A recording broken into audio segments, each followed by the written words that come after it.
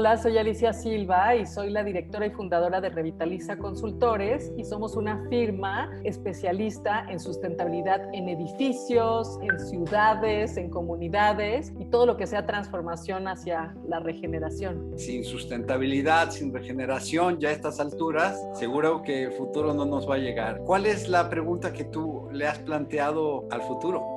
¿Cómo le vamos a hacer? ¿Cómo van a ser las ciudades? ¿Cómo van a ser los edificios? Me preocupa muchísimo la resiliencia de la gente, seguridad alimentaria, crisis climática, por supuesto, pero creo que hay muchísima inteligencia en el colectivo y en toda la gente con la que trabajo. La verdad es que mucha gente está dándose cuenta que esto es en serio y me gusta muchísimo una frase de Obama que dice que somos la primera generación en experimentar los efectos del cambio climático y la última en poder hacer algo al respecto. Y cuando veo hacia el futuro, pues me pregunto cómo le vamos a hacer para transformarnos ya rápido y a tiempo. Pues son muchos los elementos que hay que considerar en una economía tan sofisticada, por un lado, en condiciones tan vulnerables como la que estamos viviendo. ¿Cuál te gustaría que fuera la respuesta del futuro al respecto? Yo trabajo muchísimo en hacer hojas de ruta muy claras para que las comunidades y los edificios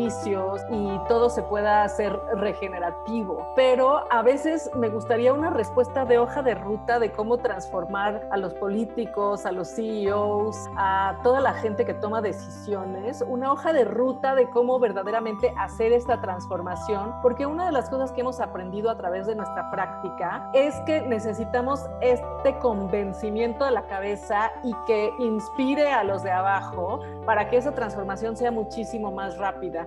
Ya nos dimos cuenta que la mayoría de la gente quiere regeneración, quiere cuidar el medio ambiente, quiere hacer algo, pero no sabe exactamente cómo. Y toda la gente que estamos investigando, que estamos implementando, que estamos listas con toda la tecnología y las respuestas, necesitamos ya el banderazo de salida de urgencia de toda la gente que toma decisiones. Nosotros en Skills del Futuro usamos mucho la curva de Kubler-Ross, que habla del cuando pierdes algo querido, tienes que realizar un proceso para digerir el cambio. Y siempre pasamos del shock a la negación. Y llegar a la integración y a la recuperación exige muchos momentos distintos. Entonces, creo que este mapa de ruta también tiene que ver con estados emocionales y no solo comprensión de la situación, porque nos negamos a aceptar que las cosas tienen que cambiar y que tenemos que tomar decisión para que sean de otro modo. No, tomaste un punto medular y yo creo que toda la gente que nos escucha puede saber que a veces entramos en negación cuando las cosas nos sobrepasan. Yo creo que el cambio climático, la crisis en las que estamos, la pandemia, son cosas que a veces nos rebasan y que lo que hacemos es entrar en negación de no pasa nada, cierro los ojos como niño chiquito y ya todo desaparece.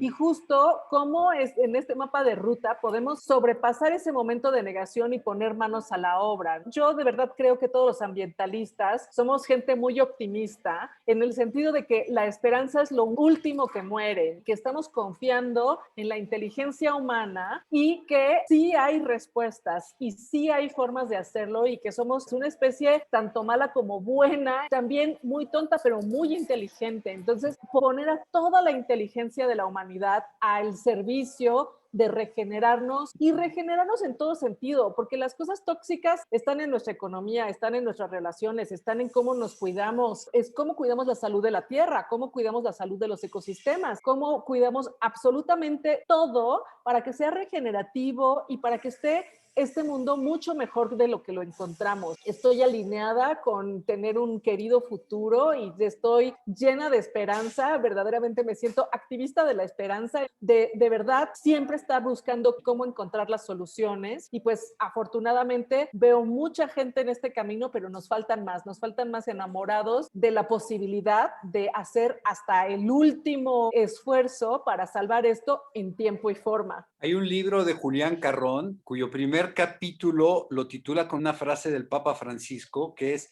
peor que esta crisis es solamente el drama de desaprovecharla. El Papa se refería específicamente al COVID, pero en realidad es todo nuestro entorno tal como se nos está presentando. Por muchos lados es crítico, como dices, incluso en las relaciones inmediatas de quienes hemos estado encerrados en un cuarto, una casa y ya no nos aguantamos un día sí y otro también, ¿no? me recordaba esta portada de la revista Time de diciembre, en donde pone el 2020 tachado. Y creo que sería el peor error de todos el pensar, bueno, todo esto mejor que no. No, todo esto está. Y hay que ponernos a trabajar porque el único trabajo posible es en el presente. O sea, no es decir, como a uno le viene la gana, me clausuro, adiós, y me duermo, ¿no? Pero no puedes amanecer y encontrarte al mundo arreglado en el futuro. Hay que hacer algo hoy. ¿Qué cosas tendríamos que hacer como humanidad, como país, como organizaciones, como líderes, como familias, etcétera, para que esa respuesta del futuro sí nos llegara algún día? Todo lo que pasó en el 2020 creo que nos puso en evidencia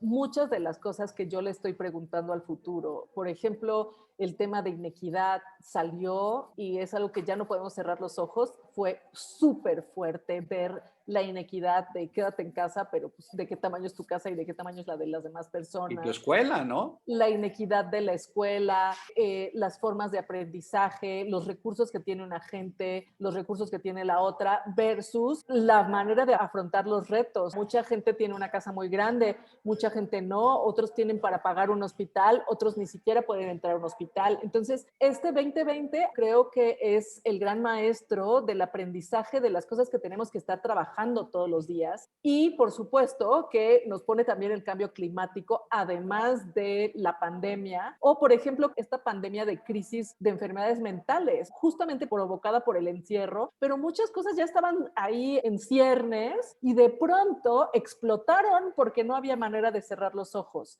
Entonces, necesitamos reinterpretar qué significa vivir saludablemente, física, mental, emocional, espiritualmente, y hacernos responsables. Y entonces sí creo que pues va a ser un poco la guía para tener acciones que nos ayuden a ir hacia ese futuro que queremos y que podemos lograr siempre y cuando nos hagamos responsables. Y pues sí, como dicen, a veces poner la cubeta en la regadera para recuperar el agua no es suficiente, pero cuenta. Y dejar de usar el carro y caminar cuenta. Y cambiar tus hábitos de consumo cuenta. Y luego si puedes extrapolarlo y llevarlo a tu nivel compañía y luego llevarlo a nivel político y luego llevarlo a nivel región y verdaderamente ver cómo podemos tener como esta primicia de cómo recuperar la salud en todas nuestras relaciones y sobre todo en la relación personal y con el medio ambiente, pero si nosotros no estamos bien, no podemos generar el bien. Entonces, apostarle muchísimo a nuestra salud en todos los aspectos para llegar a un futuro en el que verdaderamente todas las personas, todos los seres vivos tengamos estas oportunidades de tener una vida plena. Hace muchos años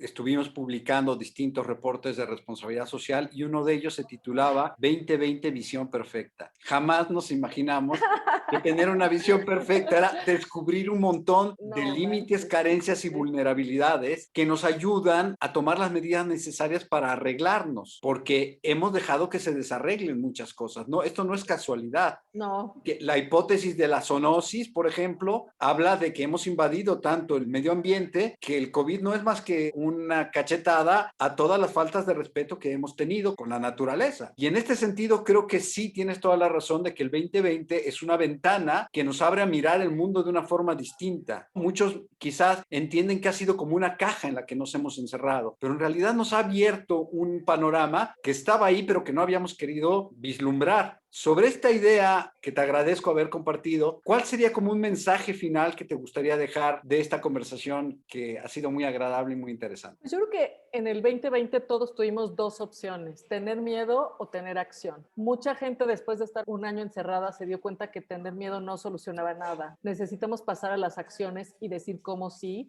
pero replanteando absolutamente todo lo que creíamos como algo saludable. Y entonces ver que tener miedo, no salir, no hacer nada, eso no significa cuidarte. Cuidarte significa comer bien, hacer ejercicio, suplementarte, tomar el sol, la higiene del sueño, no sobrecargarte, no quemarte trabajando, verdaderamente saber cómo descansar, sanar tus relaciones, tener tiempo para todo esto. Entonces, ¿cómo podemos elegir entre el miedo miedo y la acción. Y la verdad es que lo único que nos va a llevar a salvar este mundo es tomar acciones que lleguen al bien común, que verdaderamente estén pensando en todo el mundo, no nada más en lo individual. Hablamos mucho de cómo pasar de este egocentrismo en el que vivimos y entender que al final somos parte de lo mismo y nos refleja pues lo que estamos viviendo. Entonces, del miedo a la acción y a la acción encaminada con un rigor de buscar una salud total para todos.